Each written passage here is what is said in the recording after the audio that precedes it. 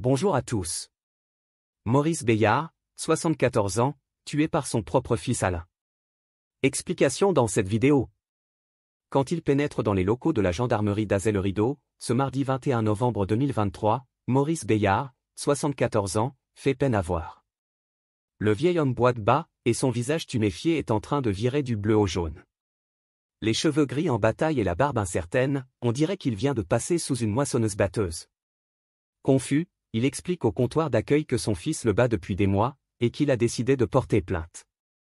C'est la deuxième fois en quelques semaines. Tout en prenant sa nouvelle déposition, les gendarmes le plaignent. Quel vieux papa mériterait un tel traitement? Né dans la ferme de ses parents à Marcilly-sur-Vienne, entre Tours et Poitiers, Maurice a toujours mené une vie sans histoire. Après une scolarité bâclée, il travaille comme ouvrier agricole dans des exploitations des environs. Il épouse une jeune femme du pays, Claudette, qui va lui donner 2 fils, Alexandre et Alain. Au milieu des années 1990, alors qu'il travaille désormais dans une station-service Total sur l'autoroute A10, le couple se sépare. Maurice, faisant contre mauvaise fortune bon cœur, s'achète une petite maison à Sainte-Maure-de-Touraine. En 2010, il prend sa retraite. Ses enfants désormais grands, l'homme n'a plus que 2 centres d'intérêt, son chien Jacouille, un bâtard noir. Et le bar Le Taf, où il enquille les verres de rosé avec une régularité de métronome. Au comptoir, on l'aime bien, Maurice, même si on trouve qu'il ne sent pas très bon. Depuis qu'il vit seul, le vieil homme se néglige. Sa maison est devenue un taudis, et son vieux Peugeot Partner bleu, qui déborde entre autres de magazines porno, ressemble à une poubelle. Les mauvaises langues murmurent que le retraité pue autant que son chien, ce qui n'est pas peu dire. Mais pour le reste, Maurice reste un homme d'humeur égale, qui n'embête personne et ne demande qu'à vivre tranquillement dans son coin. Le hic, c'est qu'il y a son fils cadet, qui ne va pas lui en laisser le loisir. Autant l'aîné, Alexandre, a un boulot et une famille, autant Alain peine à construire quelque chose de solide. Titulaire d'un CAP de tourneur-fraiseur, il n'a jamais vraiment bossé. Pour les conneries en revanche, il n'est jamais le dernier. Il y a eu ces pieds de cannabis plantés dans la serre de son père, que les gendarmes ont découvert. Maurice croyait que c'était des plants de tomates. Il y a eu aussi les innombrables ennuis du jeune homme avec la justice. Incendie volontaire, conduite sans permis ou en état d'ivresse, trafic de stupéfiants, vol. Le problème, c'est qu'une quinzaine de condamnations n'y ont rien changé. Cheveux longs et barbe cradingue, Alain est fier de ce palmarès et se prend pour un caïd. Il multiplie les petits trafics. N'a que des mauvaises fréquentations. Et comme il est tout le temps sous ou drogué, personne n'ose rien lui dire. Ses réactions peuvent être imprévisibles. Les gens préfèrent l'éviter. Sa première compagne lui a donné une fille avant de se carapater. La seconde, une patronne de café, s'est aperçue qu'il piquait dans la caisse. Elle a mis 2 ans à l'éjecter. Fâché avec tout le monde, Alain a même réussi à s'embrouiller avec les gilets jaunes du coin. Qui l'ont fait embarquer par les gendarmes un jour d'alcool. Le seul qui serait en position de lui mettre le holà, c'est son père Maurice. Mais le vieil homme ne veut pas d'histoire, alors il se défile un peu. Il faut bien que jeunesse se passe, soupire-t-il. Résultat, Alain se retrouve totalement en roue libre. Début 2023, il s'en prend physiquement à sa mère, qui le met à la porte de chez elle. Puis il se brouille avec sa tante et sa grand-mère. N'ayant plus nulle part où aller, il décide de s'installer à plein temps chez son père. Le pauvre homme, à partir de là, va connaître l'enfer. Tyrannique et sans respect, Alain pique la voiture de son vieux quand il en a envie, l'obligeant à se déplacer à pied. Il lui vole ses affaires pour les revendre. Et dès qu'il a un coup dans le nez, il ne connaît plus de limite.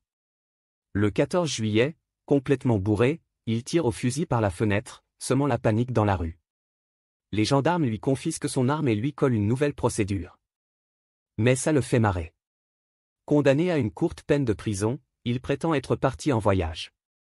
Le plus triste, c'est qu'il y a ces travers que l'on voit, et ceux que l'on ne voit pas.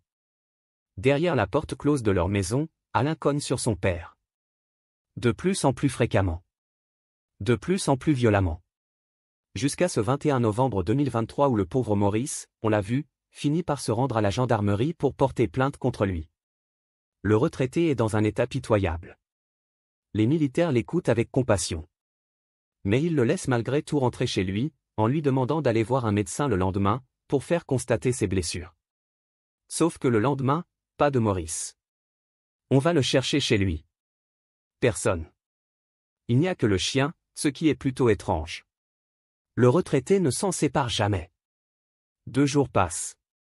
Puis le vendredi 24 novembre, Alain publie un message sur le groupe Facebook « Les Potins de Sainte-Maure-de-Touraine » pour demander aux gens s'ils n'ont pas vu son père. Rien. Le jeune homme appelle ensuite les gendarmes en se disant inquiet. Un avis de recherche est publié dans la presse locale. Il est précisé que le jour de sa disparition, Maurice portait un manteau sans manches et un pantalon foncé. Plusieurs battues sont organisées autour du village, mais elles ne donnent rien. Où est passé le vieil homme? Le 1er décembre, les gendarmes fouillent sa maison, à la recherche d'éventuels indices.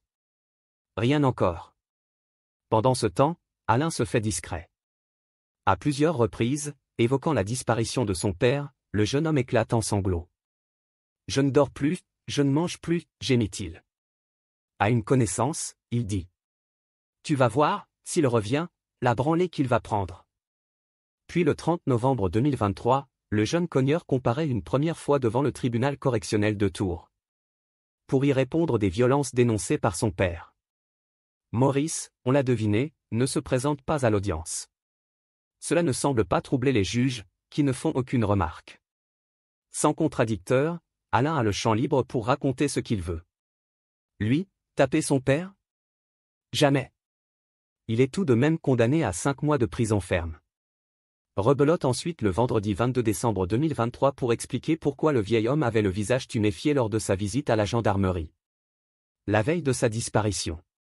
Pour se défendre, l'accusé avance une histoire rocambolesque. Papa avait pris un écran de télévision sur la tête, puis il est tombé dans l'escalier. Vraiment? Le tribunal n'en croit strictement rien et le condamne à 10 mois de prison ferme supplémentaire, avec mandat de dépôt. Le jugement à peine rendu, Alain est conduit à la maison d'arrêt de Tours. Il va en ressortir plus tôt que prévu. Début juin 2024 en effet, les gendarmes viennent le rechercher dans sa cellule pour le placer en garde à vue.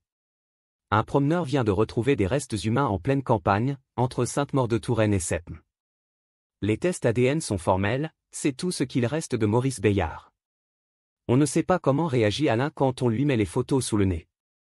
En tout cas, le jeune homme, qui reste présumé innocent, est cette fois mis en examen pour meurtre sur ascendant, et renvoyé en prison. Alain Béillard a-t-il tué son vieux père pour lui faire payer son dépôt de plainte? C'est évidemment le scénario qui semble le plus probable à ce stade.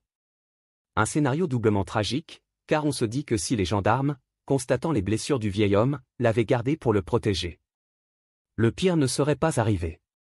En lui demandant de rentrer chez lui, c'est à la mort qu'ils l'ont envoyé. Une fâcheuse erreur, voire un manquement? Gageons que lors d'un futur procès d'assises, la question ne manquera pas d'être posée. Merci d'avoir regardé, n'hésitez pas à partager la vidéo avec vos amis et à vous abonner à notre chaîne pour ne manquer aucune de nos futures vidéos.